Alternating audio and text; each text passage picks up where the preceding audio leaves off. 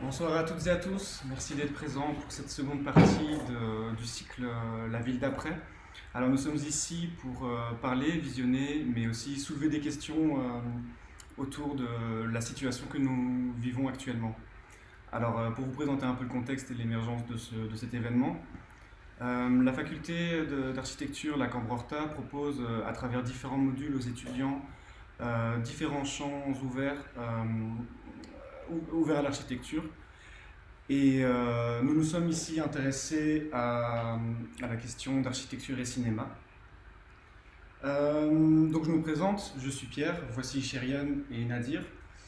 Nous sommes tous trois étudiants en master d'architecture et nous avons été dans ce projet soutenus par différents enseignants, des conférencistes, des réalisateurs et des personnes amateurs intéressées par le cinéma, l'architecture ou même les deux. Et ce projet a pour ambition et espérance de devenir à l'avenir un festival de films d'architecture à part entière à Bruxelles. Pour décrire un peu plus précisément le contexte de l'option question d'architecture et cinéma, celle-ci a vu le jour en 2012 et elle s'engage avec ses étudiants à travailler chaque année dans la réalisation de courts-métrages thématiques qui s'installent sur la frontière entre ces deux disciplines. Il est d'ailleurs possible sur la plateforme sur laquelle vous êtes actuellement de revoir les productions et éventuellement des travaux complémentaires et documentation autour de chaque thématique des précédentes années. Lors de cette année académique, nous avons été soutenus et encadrés par Thomas Vilquin, professeur en structure mais également scénariste, ainsi que Martine Doyen, qui était la cinéaste invitée lors de l'encadrement, réalisatrice belge qui a pour loisir de jongler entre des fictions expérimentales et des documentaires, ainsi que Roxane Enescu, qui est artiste, cinéaste et architecte, et coordinatrice et fondatrice de l'option Question Architecture et Cinéma. Nous avions eu aussi le soutien de Catherine Baud, Véronique Beaune et Maurice Le Cohen. Alors, comme l'a dit Pierre, aux côtés des enseignants, plusieurs autres intervenants internes mais également externes à la faculté nous ont fait l'honneur de prendre part de différentes manières à ce projet. Notamment Anna Bobas, qui est chercheuse active dans les champs de l'architecture et des sciences sociales et qui a accompagné les étudiants sur leur réflexion au sujet de cette thématique abordée. Mélanie Ganino, qui est architecte diplômée de notre faculté, aussi alumni de l'option architecture et cinéma et spécialisée dans la diffusion de films d'architecture et qui nous a particulièrement suivis durant les différentes étapes de la mise en place de cet événement préfigurateur. Également des internes de la faculté particulièrement sensibles aux questions d'architecture et de cinéma tels que Gregorio Carboni ou encore Vincent Hecht. Mais également Victor Claude, qui est monteur responsable de la production à l'atelier Jeunes Cinéastes, Clara Baudou, qui est journaliste et documentariste et dont on visionnera le court-métrage en début de séance, et finalement Marcel Rabinovitch, vice-doyenne de notre faculté et présidente de la commission culture. Alors nous nous sommes également réjouis de la participation au jury de Dominique Nasta, qui est étudiante et cofondatrice du master en écriture et analyse cinématographique de l'ULB. Yoon Foon, qui est réalisateur et enseignant à la faculté d'architecture Loki à Tournai. Sarah Pialeprat, qui est directrice du Centre du film sur l'art et organisatrice du Brussels Art Film Festival. Élodie Degavre, architecte et enseignante de notre faculté et réalisatrice de documentaires, ainsi que Dimitra Bourras, qui est directrice de Synergie. Alors, nous prenons quelques instants pour adresser des remerciements chaleureux à toutes les personnes qui viennent d'être citées pour l'échange et le temps qu'ils nous ont accordé et qui nous a permis de mener à bien ce projet. Voilà, et donc nous vous proposons ce soir la partie 2 d'un cycle qui a commencé la semaine dernière. Et donc merci aussi à toutes les personnes qui étaient présentes la semaine dernière et à celles qui le sont encore ce soir. Et donc lors d'une première partie de projection, nous avons diffusé 10 courts-métrages réalisés par les étudiants de l'option et que vous pouvez retrouver en streaming sur cette même plateforme dans la rubrique Travaux et puis Films. Et donc le thème que nous avons décidé d'aborder cette année et qui a pour titre La vie d'après ou la ville d'après semble assez évident et en effet, il aurait été difficile de faire abstraction de cette situation exceptionnelle que nous traversons aujourd'hui et surtout de l'impact qu'a cette crise sanitaire sur nos modes de vie et sur notre usage de l'espace urbain. Et donc l'objectif de ce semestre, et qui correspond aussi à l'essence même de cette plateforme et du module au sein de cette faculté, c'est de mettre à l'honneur l'intérêt réciproque que se portent l'architecture et le cinéma. Et au vu de ces modifications profondes induites par la pandémie, l'ambition et l'intérêt étaient par ces deux événements, non seulement d'en parler, de les mettre en mots, mais aussi de les illustrer, de les mettre en images et en scène.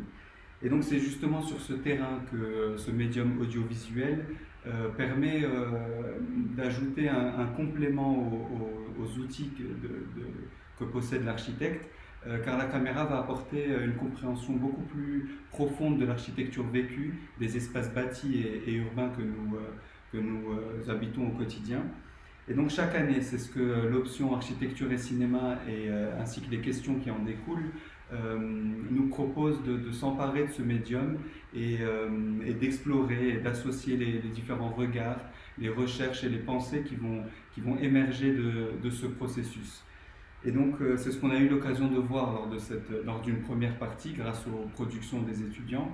Et ce soir, toujours dans ce paysage incertain et dans une continuité thématique, c'est l'occasion de croiser nos regards d'étudiants en architecture avec ceux portés par les cinéastes professionnels dont on a choisi de vous diffuser 3 courts-métrages ce soir et qui vont être présentés par Chériane.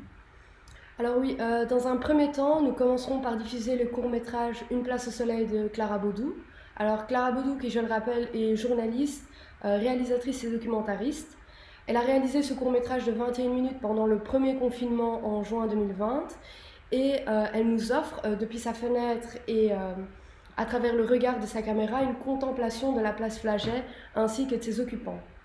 Suivi ensuite par le court-métrage réalisé en 2020 également de Loïc Delvaux et Gaël Turine, qui sont réalisateurs, caméramans et photographes, et qui nous proposent un reportage réalisé sur les fossoyeurs bénévoles au sein de l'unique cimetière multiconfessionnel de Bruxelles, à Evere, qui s'est retrouvé débordé par l'afflux de défunts causé par la pandémie.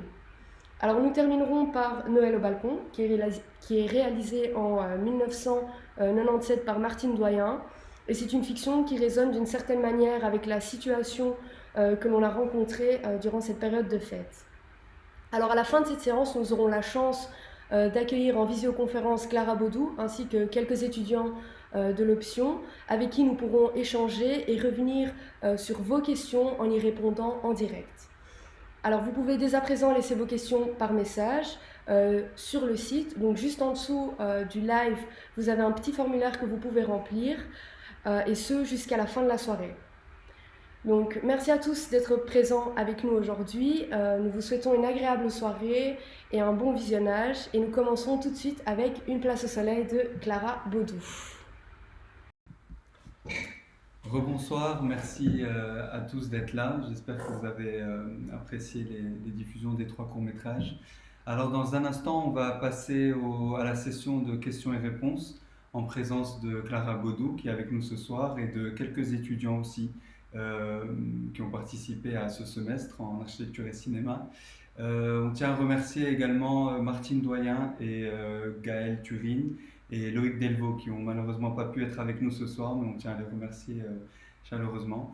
Et donc on va passer maintenant à la session des questions et réponses.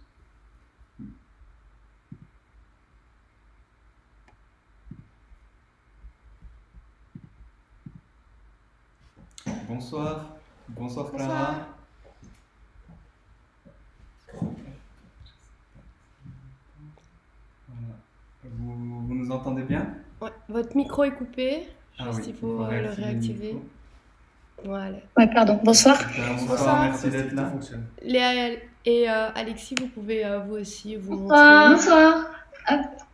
Je mets la vidéo. Super. Bonsoir. Super. Bonsoir. Tout d'abord, Clara, merci d'être là. Merci pour votre temps. On a beaucoup apprécié le court-métrage. Donc on a reçu quelques questions qu'on vous posera tout à l'heure, mais pour commencer de notre côté, on avait quelques questions. Et au niveau du son, par exemple, personnellement, j'ai beaucoup apprécié la juxtaposition et les choix judicieux qui ont été faits. Est-ce qu'ils sont... mais par exemple, les conversations téléphoniques, est-ce qu'ils sont venus, par exemple avec Élise, est-ce que c'est la personne qu'on voyait sur la place avec son chien, c'est ça? D'accord. Et la conversation... J'entends deux fois le son en fait. Pardon. Ah. On va essayer peut-être de... Voilà, ça va mieux peut-être? Est-ce que Léa, de ton côté, tu nous entends bien? Le son en fait. Moi j'ai coupé Il faut juste couper le live, comme ça on n'entend pas le son en double. Ah voilà, ok. Donc, comme ça vous gardez uniquement la fenêtre Zoom. ah voilà, ok. Ah, c'est moi qui lave le titre alors. Voilà. Il faut couper le live si c'est sur le live.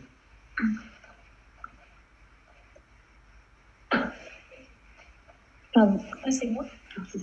Ok, j'avais un autre écran qui était éteint, c'est pour ça. Pardon. Donc, la question pour le téléphone, c'est ça, pour Émile? C'est ça, les conversations téléphoniques. Élise? Oui, c'est Émile, c'est un homme. Hein, ah, ouais. C'est la personne habillée en rouge avec un petit chien. Il s'appelle Émile, voilà.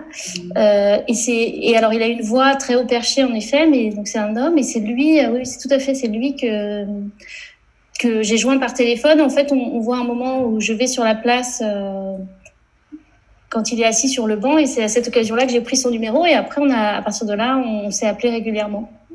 D'accord, super. Et en fait, par rapport à d'autres personnages que vous avez filmés, là par contre, vous avez juxtaposé des choses que vous imaginiez. Par exemple, quand il y avait une personne qui avait l'air d'un peu danser avec ses pieds, en fait, c'est quelque chose que vous vous êtes amusé à mettre comme si c'était de votre imaginaire en tant qu'observatrice, en fait. C'est bien ça? Oui, en fait, alors j'ai essayé de jouer sur le décalage entre le son et l'image, avec les sons de l'intérieur et les images de l'extérieur, comme on était tous rivés les yeux dehors, mais à écouter les infos. Il y a les sons de la cuisine, parce qu'on était beaucoup à faire la cuisine, toutes les émissions que je pouvais écouter. Et donc après, c'est vraiment au montage que j'ai essayé de jouer, de marier au mieux les sons et les images, et de souligner certaines choses que j'avais pu observer. Donc, par exemple, ce monsieur qui dansait vraiment, hein, il faisait des petits pas de danse. À force de regarder, en fait, à un moment, j'avais saisi ça. Donc après, c'est au montage que je me suis dit, bon, je vais le mettre en musique pour insister sur le fait qu'il y avait ces petits pas de danse. Et pareil, par exemple, ça, c'est vraiment les moments qui se sont joués au montage. La fille qui faisait un peu son sport en écoutant ses écouteurs sur la place. Et en faisant le montage, je me suis dit, nous, on faisait le sport à l'intérieur. Donc voilà, je vais mettre le son de Wii Fit ou des choses comme ça à l'intérieur pendant qu'on voit cette fille-là, quoi. Génial. J'avais une question, enfin ma première question quand j'ai vu votre film, et si j'ai bien compris, en fait Émile est décédé, non? Okay. Oui, il est décédé le 31 décembre là. Ok, ouais, d'accord. Parce que j'allais dire, mais est-ce que vous avez gardé contact? Et en fait, à la fin du film, je vois, ok, à Émile 2020. Donc, Ouais, ça c'est vraiment c'est triste. Hein. On avait gardé contact bien sûr après. Le film, il avait vu donc le film en gros que j'avais fini fin juin, début juillet, donc il avait vu, il avait beaucoup aimé. Il me disait que ça lui faisait penser certaines lumières aux impressionnistes. Voilà, et après on a continué à s'appeler régulièrement, mais il était malade en fait depuis plusieurs mois. Voilà, donc il est décédé pas du coronavirus, mais d'autres choses qu'il avait. Voilà, mais en tout cas il était fier d'être dans ce film, donc. C'est touchant de se dire que ça aura égayé un peu ces derniers mois aussi, cette histoire. Voilà. J'aurais aimé le connaître plus longtemps, parce qu'en plus, c'était vraiment un sacré personnage. On a discuté après, et justement, je lui ai dit que beaucoup de monde l'avait pris pour une femme dans le film, et ça ne l'étonnait pas. En fait, il avait été chanteur. Il avait même, avec cette voix, il avait même doublé dans des dessins animés où il jouait Minnie. Enfin, il jouait des femmes dans les dessins animés, en fait, avec cette voix. Voilà, donc en fait, il avait plein de choses à raconter et j'aurais voulu continuer de faire des trucs avec lui, mais bon, il était trop malade. Voilà. Il me disait trop rien. Bah, du coup, c'est l'une des rencontres, enfin, on va dire un peu phare du film, mais parce qu'il y a un moment aussi, il dit qu'il faut que ce projet-là, c'est comment un premier jet pour après encore continuer. Je voulais savoir du coup par rapport à vos envies, si vous avez encore envie de continuer, enfin, s'il y avait quelque chose après ce film. Alors, il disait même, à la fin du film, il dit que c'était étriqué de faire ça que par la fenêtre. Et en fait, ça, c'est vraiment ce qu'il pensait quand on se parlait au téléphone. Et après, il était revenu là-dessus quand il avait vu le film. Il m'avait dit, en fait, il avait compris que ça marchait bien pour la narration, quoi, que ce soit à la fin du film, de mettre cette parole-là. Mais il m'avait dit que finalement, c'était quand même une bonne idée de faire ce film par la fenêtre, que ça marchait. Et donc, vous voulez dire continuer quelque chose dans le quartier ou par la fenêtre? Oui, voilà. Enfin, du coup, que ce soit comme la chaîne, enfin une des chaînes, un des maillons, on va dire, de la chaîne. Alors, ce que j'aurais aimé continuer, c'est j'avais proposé à Émile de faire quelque chose de sonore avec lui, et voilà, ça n'a pas pu se faire.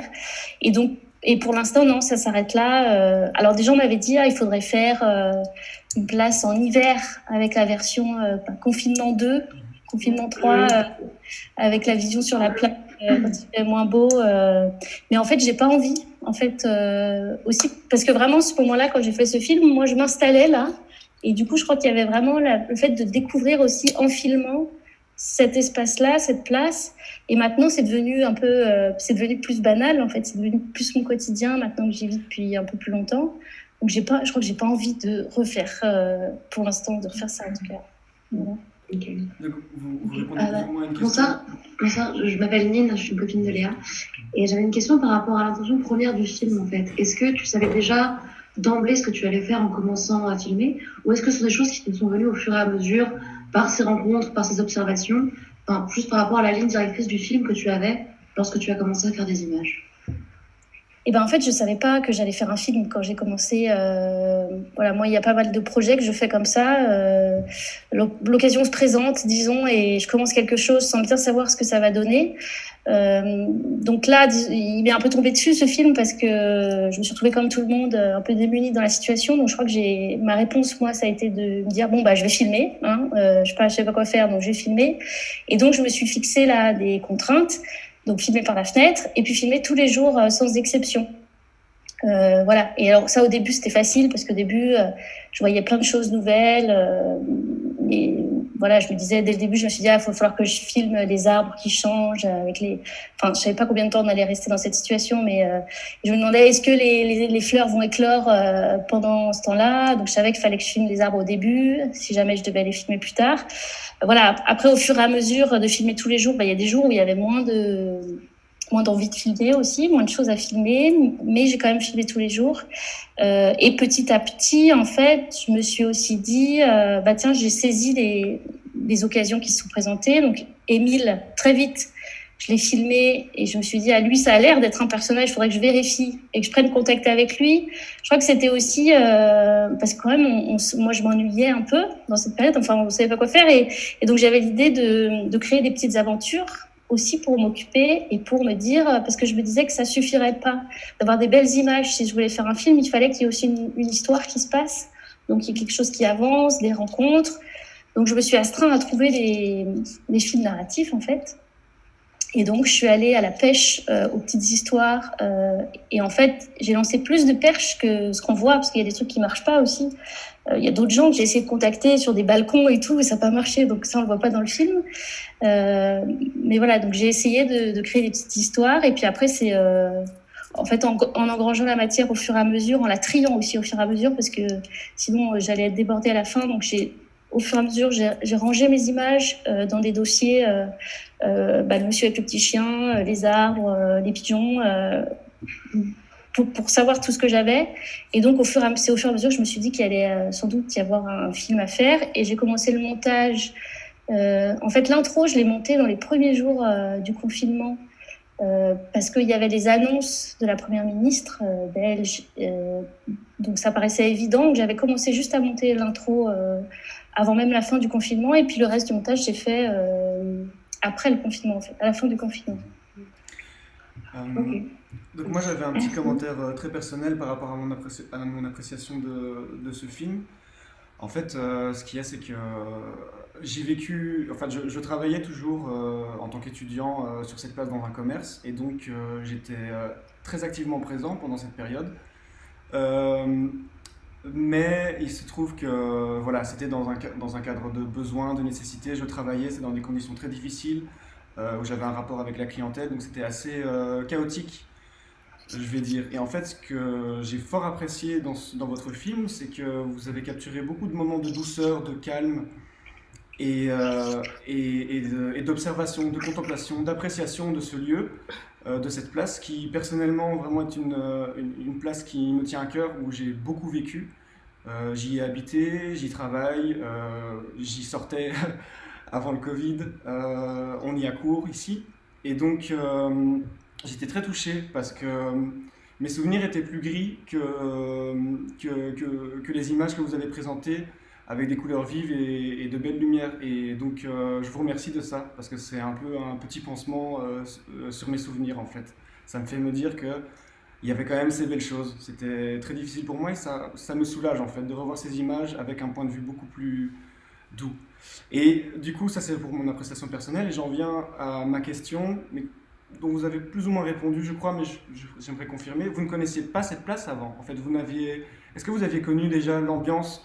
Parce que ce que je trouve particulier, c'est que la connaissant personnellement, connaissant sa vie, sa dynamique, je trouve que vous avez capturé réellement son identité. Et est-ce par défaut, si je peux dire, ou l'aviez-vous déjà vécu auparavant? Alors bah déjà, merci beaucoup pour la première partie, votre remarque. Voilà, je pense que moi, j'ai envie de vous dire merci si vous travaillez sur la place, parce que j'ai dû sans doute aller dans les magasins où vous travaillez sur la place pendant cette période.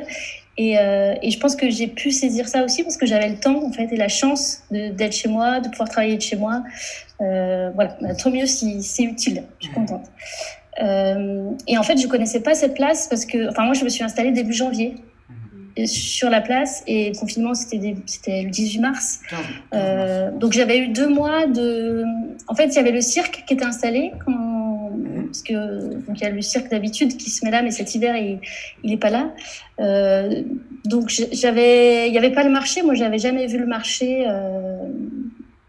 Ou si, il y avait le marché devant le cirque. Enfin, je sais plus. Mais j'avais pas vraiment eu le temps de connaître cette place. Donc j'ai appris à la connaître en la regardant à ce moment-là, quoi. Vraiment, ouais. Je l'avais peu pratiqué avant. J'avais une petite question aussi par rapport à la.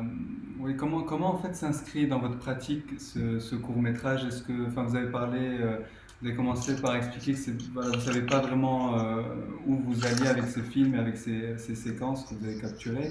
Mais est-ce que ça correspond à votre pratique? Est-ce que vous démarrez toujours un projet de cette manière? Ou voilà, où il y avait quand même une vision de départ, avec une envie de départ ou une intuition de départ? Alors moi, mon parcours, il est en construction. Donc chaque projet, enfin, j'ai pas de recette pour l'instant parce que je veux dire, je théorise pas tellement. Pour l'instant, je me laisse porter par l'instinct, projet par projet, parce qu'en fait, ça fait pas très longtemps que je fais des projets créatifs comme ça. Moi, j'ai un parcours de journaliste avant ça, et c'est depuis 2015 en fait avant j'ai travaillé à France Info, à Radio France. Et c'est depuis 2015 seulement où j'ai décidé de me laisser plus porter, disons, par ces envies créatives. Donc, je découvre en fait beaucoup là. Et donc, j'écoute beaucoup de gens qui créent et qui racontent leur processus. Mais moi, je suis pas, j'ai du mal pour l'instant à théoriser ce que je fais. Donc, mais j'ai compris que quand même, avec les différentes choses que j'ai faites ces dernières années, notamment le Madeleine Project, vous pourrez regarder. C'est un projet que j'ai lancé à partir d'affaires que j'ai retrouvées dans ma cave, dans mon appartement parisien.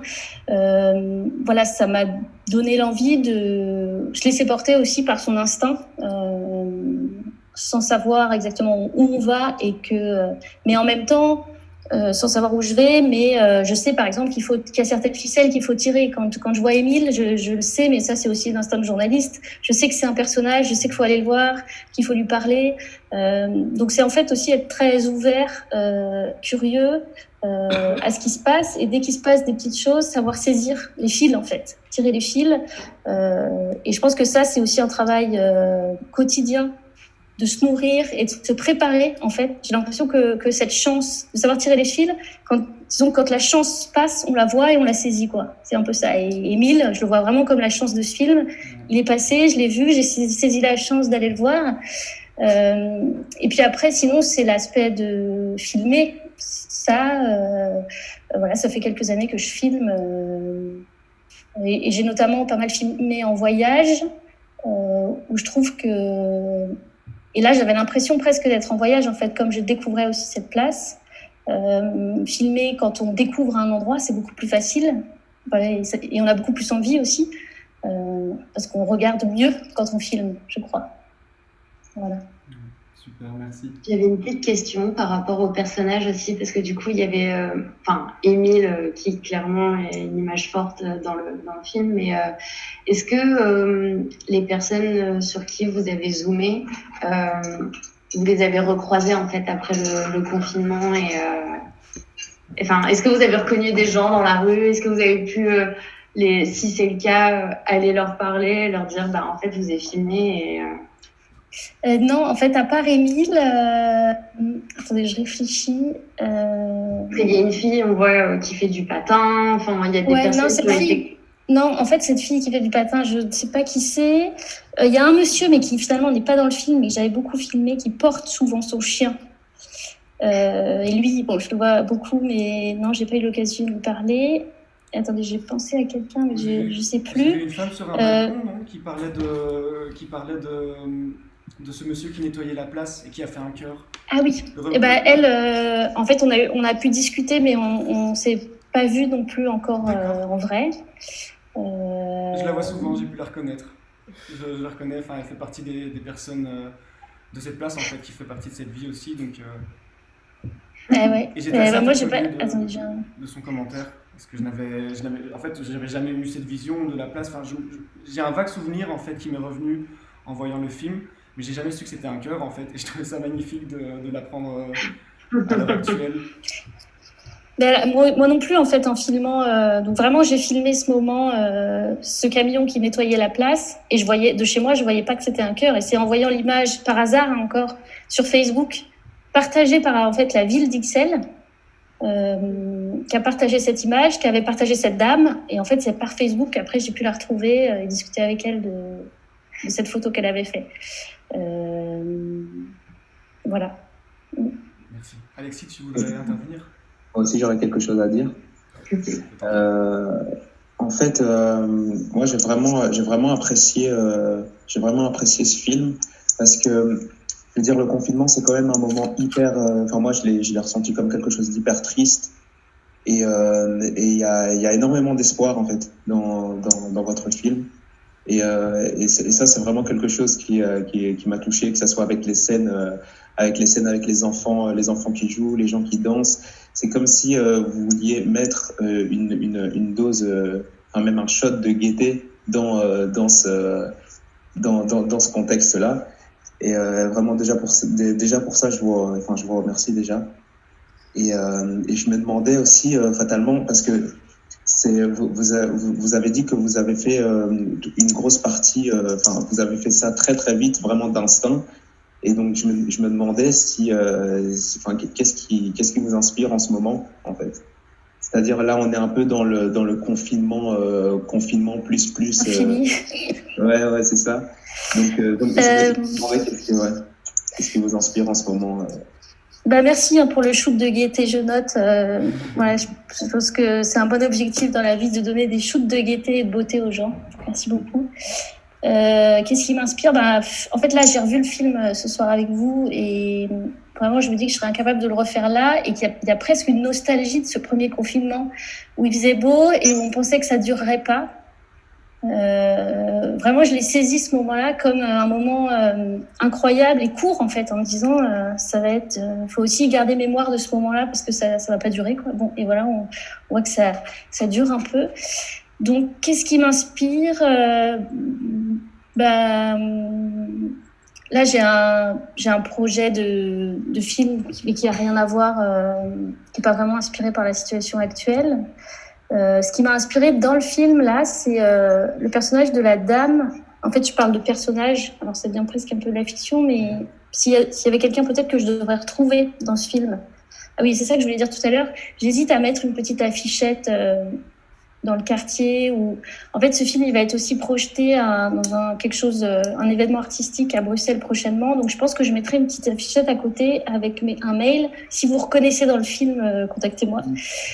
Et donc, il y a dans le film cette dame qui lit sur la place, qui s'arrête avec son livre pour grappiller les quelques minutes au soleil, pour faire de la lecture au soleil. C'était le moment vraiment où on n'avait pas le droit de rester statique sur la place. C'est pour ça qu'ils avaient barré les bancs. Et donc, elle, on sent qu'elle vole. Et elle est restée, je sais pas, 10 minutes. C'était hyper long pour le moment. Et même pour filmer, c'est très long de la filmer non-stop 10 minutes. 10 minutes avec son livre dans le rayon de soleil, comme ça, à se tourner un petit peu. Et donc, cette femme, en fait, je l'ai imprimée et je l'ai découpée. Et puis, en ce moment, je fais des petites cartes postales avec cette petite dame. Voilà. Okay. Donc là, on sort de la vidéo. Mais cette petite dame m'a inspirée pour faire des images physiques, là, plus des images numériques. Voilà. Donc alors là, vous n'êtes pas seulement dans la vidéo ni dans le journalisme, vous essayez de percer au maximum, quoi. Ouais, je mets pas de limite. Il n'y a pas d'étiquette, il n'y a pas de case. Mais je crois en fait c'est aussi aller avec le confinement. On sent bien que ça s'est décloisonné. Je veux dire, on a essayé plein de choses, plein de domaines qu'on ne ferait pas en temps normal. Enfin, non, mais c'est vrai. Ah non, mais je vois, ici, nous, on habite en coloc. Moi, j'ai des amis qui n'ont jamais dessiné de leur vie. Alors, le confinement, ils ont commencé à tester parce qu'en fait, il y avait tellement rien à faire que faut trouver d'autres activités. Enfin, dessiner, faire du pain, faire du jardinage, c'est vraiment passé par tout et n'importe quoi. Ouais, comme on est confiné, on se déconfine à l'intérieur, quoi, et on teste des choses. C'est vrai que moi, j'essaie de faire un peu de peinture, un peu de couture, enfin des trucs que je faisais jamais avant. Voilà. Mais du coup, je trouve aussi, on le ressent. Enfin, dans le film, ça transpire aussi, en fait, de s'attarder sur des gens.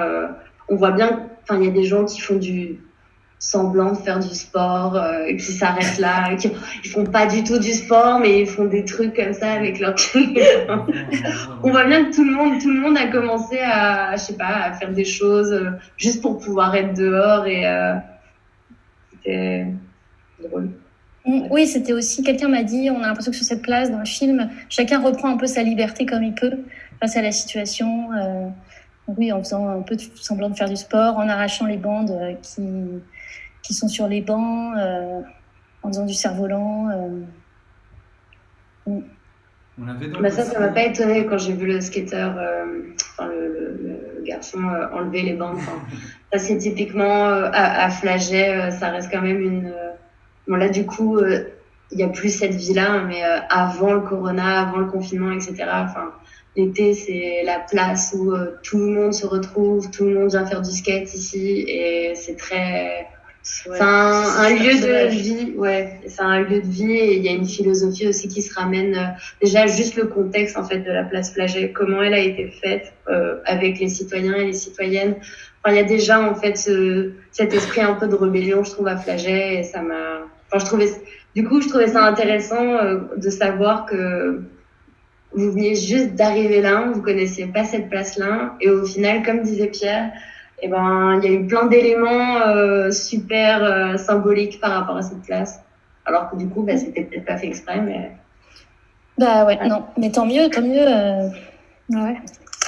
Je l'ai longtemps regardé quand même, hein. Je l'ai beaucoup regardé. Hein. Oui, oui. J'imagine. C'est explicite. On avait 2 questions aussi qu'on a reçues, qu'on aimerait vous poser. Donc il s'agit de 2 questions du public. Alors la première question, c'est que dans une interview, vous aviez mentionné Georges Perec comme inspiration de votre film.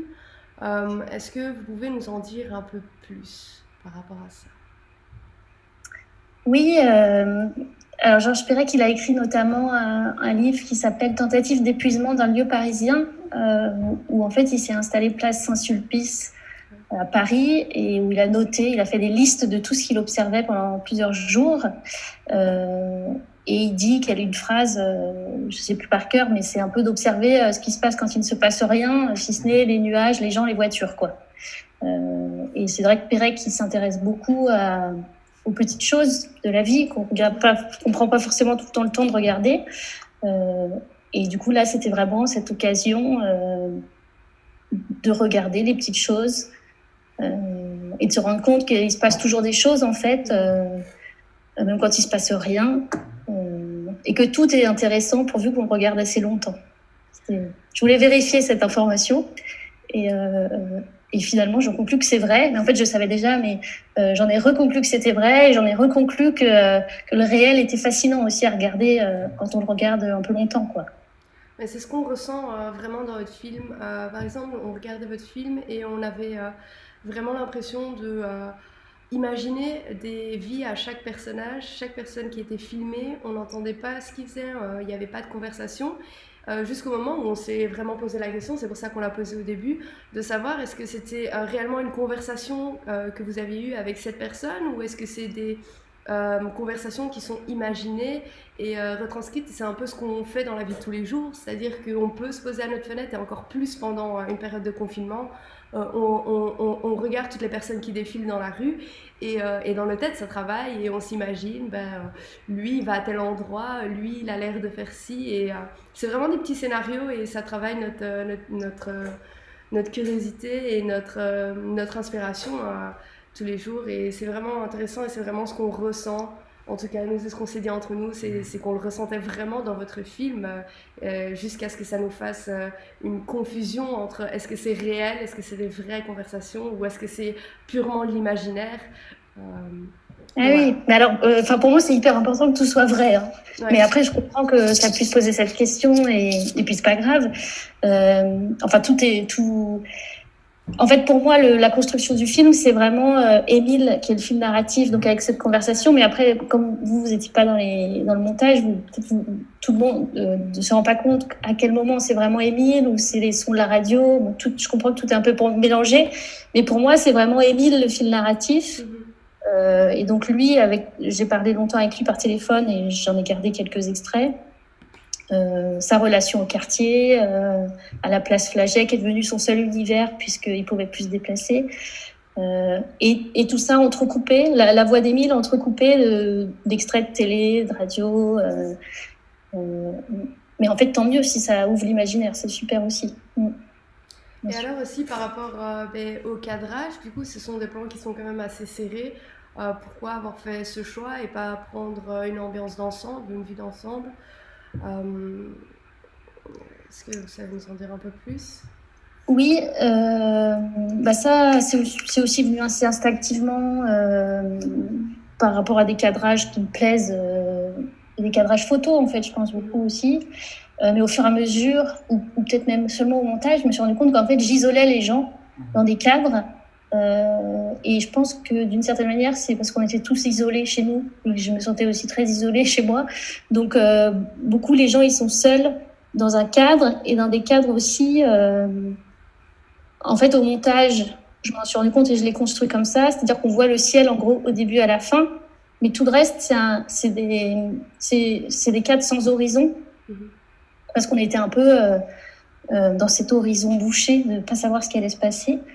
Donc voilà, ça m'a semblé judicieux de montrer ça, un horizon bouché. Et depuis, je me dis aussi que ce qui m'a donné un horizon, moi, c'est de faire ce film finalement à ce moment-là. Ça m'a redonné un horizon, de me donner quelque chose à faire, quoi. Super. Et donc il y a votre background donc du coup de journaliste qui a eu un impact aussi sur vos intuitions et sur votre vision de ce court-métrage et vous réutiliserez à l'avenir, enfin comment ce médium audiovisuel, qu'est-ce qu'il a apporté de plus à votre manière de voir les choses ou à votre pratique aussi par rapport à la question de tout à l'heure. Et donc, et même pour par exemple Léa ou Alexis qui faisaient partie de l'option, nous en tout cas on est intéressés, enfin nous on a tous intégré cette option architecture et cinéma et toutes les questions autour nous intéressaient. Et je pense qu'on a chacun un avis par rapport à ce médium et de quelle manière on l'utilise et qu'est-ce qu'il apporte en plus sur notre manière de voir les choses et qu'est-ce que nos outils en tant qu'architectes nous disent et qu'est-ce que la caméra peut apporter en plus. Et donc voilà, vous, dans votre cas, qu'est-ce que la caméra a apporté en plus par rapport à votre pratique de journaliste ou est-ce que c'est un médium que vous réutiliserez? Alors, c'est difficile cette question, sachant que moi, donc comme je vous disais, voilà, j'ai pas fait de formation de cinéma ou j'ai fait une formation à la réalisation documentaire en 1 mois et demi dans un lieu qui s'appelle les Ateliers Varan à Paris. Donc, je veux dire, je découvre encore la pratique du cinéma, de la caméra. Voilà. Donc,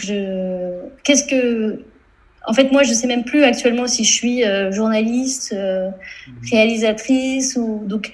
Qu'est-ce que l'outil caméra m'apporte en fait, c'est ça? Oui, et est-ce que vous le réutiliserez à l'avenir? Enfin, j'imagine qu'il vous a apporté une richesse supplémentaire à ce que vous voulez communiquer.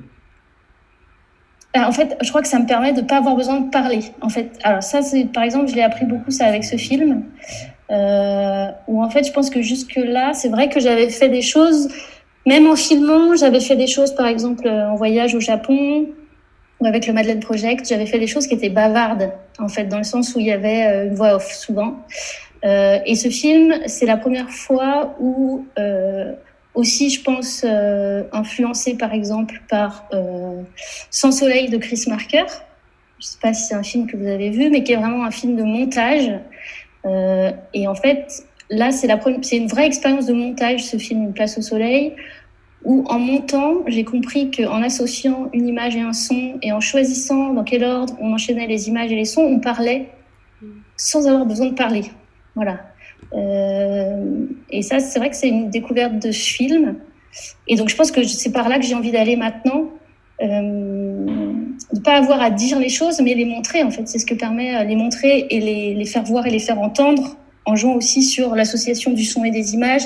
Et qu'est-ce qu'un son mis sur une image peut raconter d'autre. Et surtout, qu'est-ce que la décorrélation du son et des images peut raconter. Et là, la situation, elle était fascinante pour ça, et ça marchait hyper bien pour ça. C'est parce qu'on était tous à l'intérieur, donc c'était bien de mettre le son à l'intérieur en regardant l'extérieur.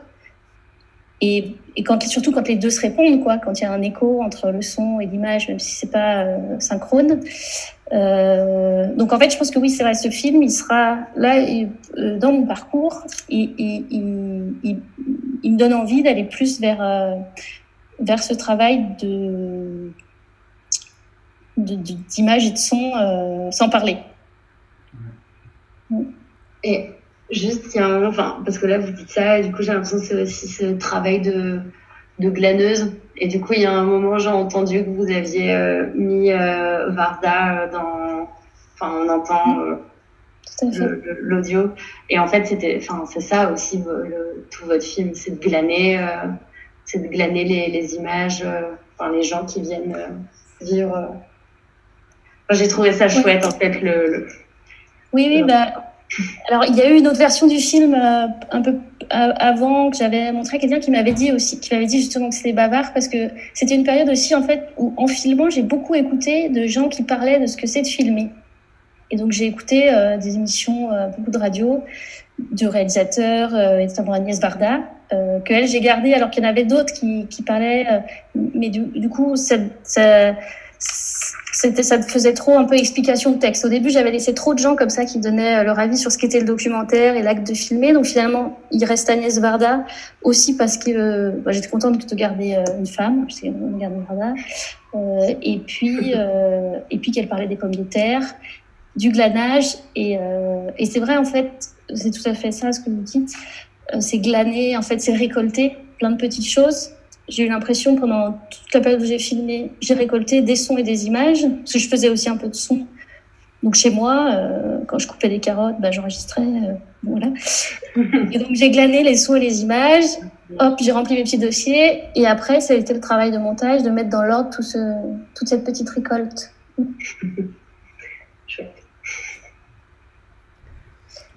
Et alors vous, parce que j'ai vu vos films, la semaine dernière, félicitations. Qu'est-ce que vous, j'ai envie de vous retourner la question, qu'est-ce que l'outil cinéma vous apporte là en tant qu'architecte ou futur architecte, et qu'est-ce que ça a pu modifier dans votre rapport à l'espace et à la manière dont vous le regardez? Vas-y, Alexis. Je te passe la main, Alexis. Personnellement, moi, c'est pas tant dans le rapport à l'espace, parce que avec Fanny, j'ai un peu fait un projet pirate par rapport au thème de l'année. On est totalement parti. On a pris un autre chemin. Et donc pour moi, c'était vraiment. Quel film, vous? C'était le dessin animé sur la réinterprétation des Trois Petits Cochons. Ah oui. Okay.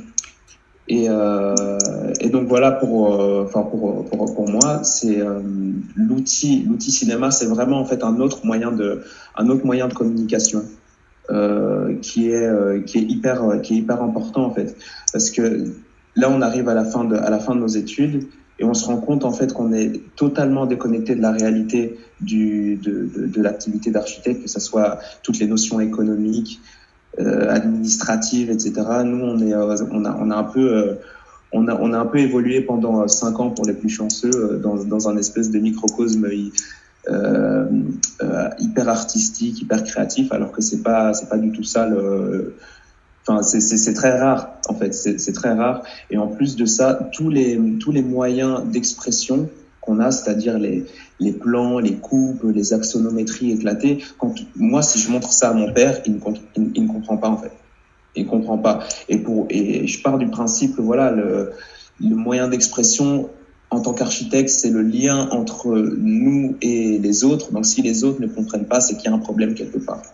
Donc à partir de là, l'outil cinéma, c'est vraiment un autre moyen d'expression qui pour moi est hyper nécessaire en fait, parce que là il y a de plus en plus de distance qui se crée, et il faut reconnecter en fait, les choses essentielles, à savoir la communication, quoi. Donc vraiment pour moi, c'est pas tant une question d'espace et tout ça, c'est beaucoup plus une question fondamentale de communication et de communiquer une idée.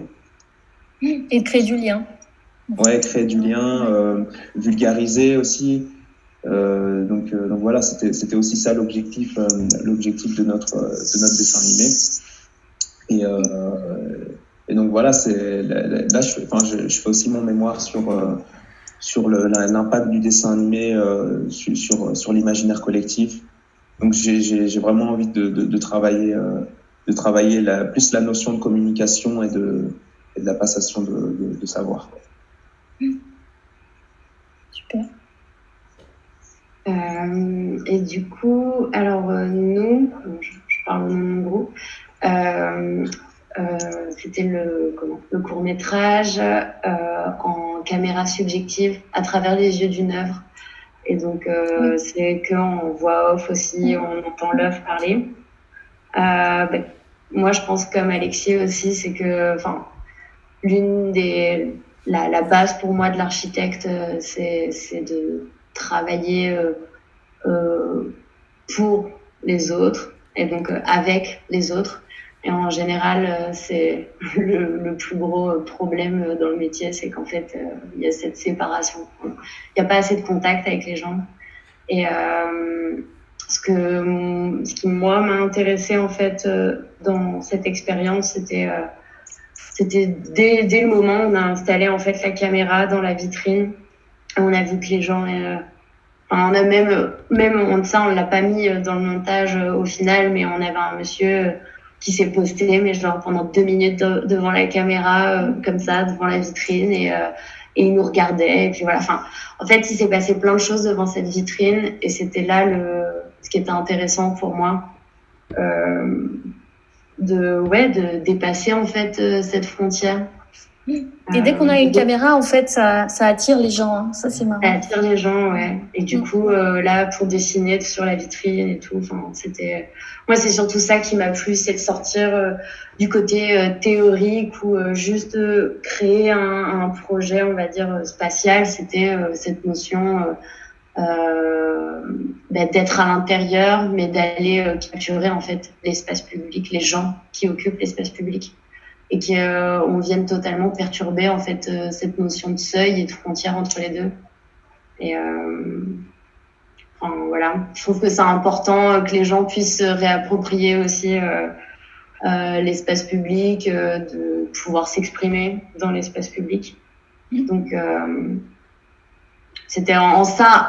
Après voilà, c'était une expérience qui a été très courte, ça a été très compliqué pour trouver un lieu de tournage, pour trouver une galerie pour nous, on va dire, nous prêter la galerie, ça a été super compliqué. Et ça, c'est une expérience qui serait trop chouette, en fait, comme dans votre film, de venir en fait glaner tous les jours des interventions sur la vitrine. Ça aurait été notre idéal, de pouvoir rester là pendant une semaine, beaucoup plus même, et de pouvoir tourner tout ça. Mais bon, là, du coup, c'était une capture de ce qu'on a pu faire en peu de temps. Et... vous continuerez à faire du cinéma. Moi, ça m'a bien plu, en tout cas. Mais c'était... Là, on se rend compte que... Parce que, allez, nous, dans cette option, du coup, on avait toutes les casquettes. Enfin, réal, tu fais le montage, tu fais tout ce qui est voix, là, on se rend compte, en fait, parce que, j'ai d'autres amis qui sont dans des écoles de cinéma, et là, je reviens d'un tournage, et en fait, on se rend compte que chaque personne il y a une personne pour chaque rôle, quoi. Il y a quelqu'un qui va tenir la perche, quelqu'un qui va s'occuper des images, il y en a un qui va dire, toi, tu fais ça, ça, ça. Et là, du coup, les deux sont très différents. C'est des manières différentes de faire, mais au final, je trouve aussi que de pouvoir avoir toutes les casquettes, c'est bien je pense que c'est important de comprendre le rôle de chacun pour plus tard. Après, si on veut refaire des projets, pour comprendre la nécessité, en fait, de chaque rôle. Puis après, tout se fait pas toujours avec une équipe. Hein. Oui, non. On peut faire... Clairement. Mais oui, non, je parle par rapport à mon expérience personnelle, surtout pour notre projet, où en fait, on se rend compte qu'il y a des choses... c'était ultra ambitieux, parce qu'on se rendait pas compte, même de vouloir faire tels effets. Au final, on teste, en fait. C'est l'expérimentation totale sur le terrain, et on n'a pas pu essayer avant, donc c'est du one-shot. Si c'est bien, tant mieux. Sinon, on verra au montage comment on va se débrouiller. Et non, en fait, c'est ça. C'est que pour moi, il y a 2 tournages. Il y a le tournage, quand on capture les images, et après. Ouais, clairement. Je trouve qu'il y a encore un deuxième moment dans le film, quoi. Mais c'était intense.